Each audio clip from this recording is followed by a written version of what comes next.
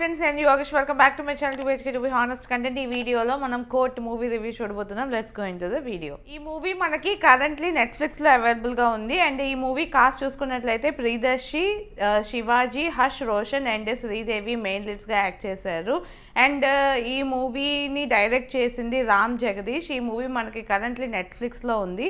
And మెయిన్గా ఇది ఒక ఓటీటీ మూవీ రివ్యూ అనమాట. అంటే ఓటీటీలో రిలీజ్ అయ్యింది కాబట్టి నేను రివ్యూ చేస్తున్నాను. కొంచెం లేట్ రివ్యూ అని కూడా మీరు అనుకోవచ్చు.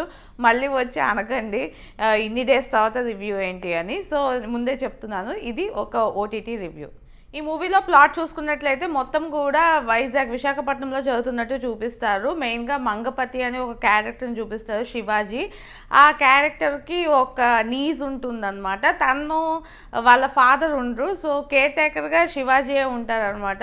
అందరూ అలాగా జాయింట్ ఫ్యామిలీస్, బిగ్ ఫ్యామిలీస్, అంటే ఆ ఏరియాలో రిపీటెడ్ ఫ్యామిలీ, అలాంటి ఒక ఫ్యామిలీలో అమ్మాయి జాబిలి అని శ్రీదేవి.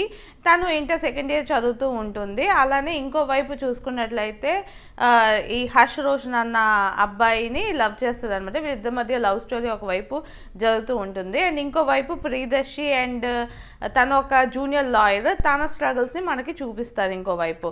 సో ఒకరోజు ఈ మంగపతికి తెలిసిపోతుంది అనమాట వీళ్ళిద్దరు లవ్ చేసుకుంటున్నారని. సో పాక్సో కేసు పెట్టి ఆ అబ్బాయిని జైల్లో పెట్టేస్తారు. సో దాని తర్వాత ఏమైంది, అసలు తను బయటకు రాగలిగాడా లేదా, బయటికి రావడానికి హెల్ప్ చేసేది ప్రియదర్శి. సో ఎలా హెల్ప్ చేశాడు అన్నదే మిగతా story.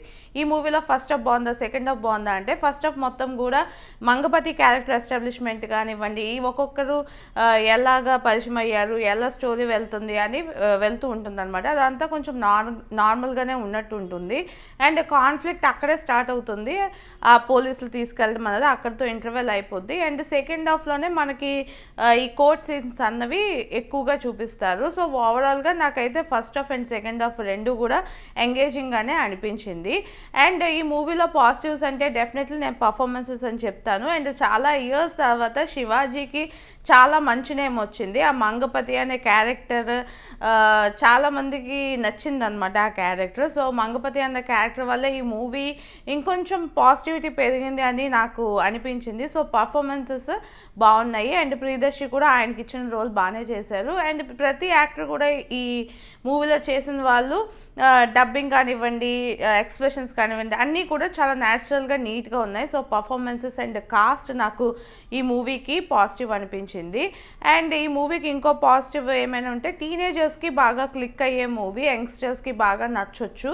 And court room drama ఎవరైతే ఎక్కువగా చూడరో, వాళ్ళకి పెద్దగా తెలీదు అనుకునే వాళ్ళకి ఈ మూవీని ఇంకొంచెం అట్రాక్టివ్గా అనిపిస్తుంది. సో ఈ మూడు కూడా నేను పాజిటివ్గా చూస్తున్నాను. అలానే నెగిటివ్గా చూడాలి అంటే చాలా లాజికల్ మిస్టేక్స్ ఉంటాయి ఈ మూవీ మొత్తం మీదన. ఫుల్ ఇల్లాజికల్గానే వెళ్తూ ఉంటుంది. సో నాకు అది బాగా నెగిటివ్గా అనిపించింది. అండ్ కోర్ట్ రూమ్ డ్రామా ఏదో టైంపాస్కి ఒక సైడ్ లాయర్ ఏమో ఏది నచ్చితే చెప్తాడు, ఇంకో సైడ్ లాయర్ ఏమో అసలు ఏం మాట్లాడు. And at the same time judge ఏమో ఏదో చెప్పుకుంటున్నారు, వదిలేయండి అన్నట్టు ఆయన ఉంటారు. సో నాకు అది అసలు నచ్చలేదు అనమాట. ఈ పాక్సో అన్న కేసెస్ ఇవన్నీ చాలా స్ట్రాంగ్ కేసెస్. అండ్ చూపించే విధానం నాకు పెద్దగా నచ్చలేదు. ఎక్కడ కూడా అంత పర్ఫెక్ట్గా చూపించేది అన్న ఫీలింగ్ నాకు రాలేదు. అండ్ ఏదో ప్రియదర్శి వస్తాడు, జస్ట్ క్యాజువల్గా నార్మల్ పాయింట్స్ ఒకటి రెండు వాదించిన వెంటనే కేసు అయిపోయింది అన్న ఫీలింగ్ వచ్చింది నాకు. సో నాకు ఆ కోర్ట్ రూమ్ డ్రామా ఏదైతే చూపించాలనుకున్నారో అది నాకు పర్ఫెక్ట్గా నచ్చలేదు. సో అది నాకు బాగా నెగిటివ్గా అనిపిస్తుంది. అండ్ ఈ మూవీ ఓవరాల్గా నాకు ఎలా అనిపించింది అంటే, నాకైతే ఒక యావరేజ్ మూవీ అని అనిపించింది. పెద్దగా అమేజింగ్ ఆసమ్ అనే టైప్ ఆఫ్ మూవీ నాకు అనిపించలేదు.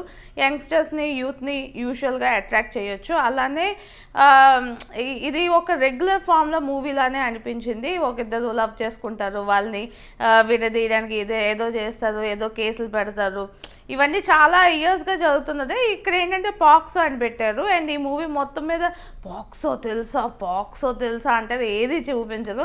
అలానే ఆ హర్షవర్ధన్ లాయర్ అనమాట, అతను ఎంత గ్రేట్ తెలుసా, తెలుసు, అతను ఎంత గ్రేట్ తెలుసు, అతను ఏమీ చేసిందేం లేదు.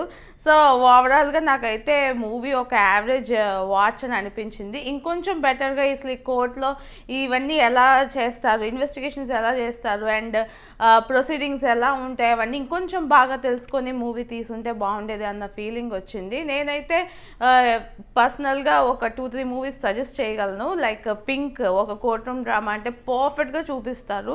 ఎక్కడ కూడా ఓవర్ యాక్షన్, ఓవర్ హైప్, లేదా ఒకరే చెప్పేది కరెక్ట్, లేదా వేరే వాళ్ళది రాంగ్ అలానేం ఉండదు. అలానే సిర్ఫ్ ఏక్ బందా కాఫీ హై, మెయిన్గా ఈ పాక్సో యాక్ట్ గురించి ఆ మూవీ మొత్తం కూడా ఉంటుంది అండ్ అది ఒరిజినల్ స్టోరీ కూడా.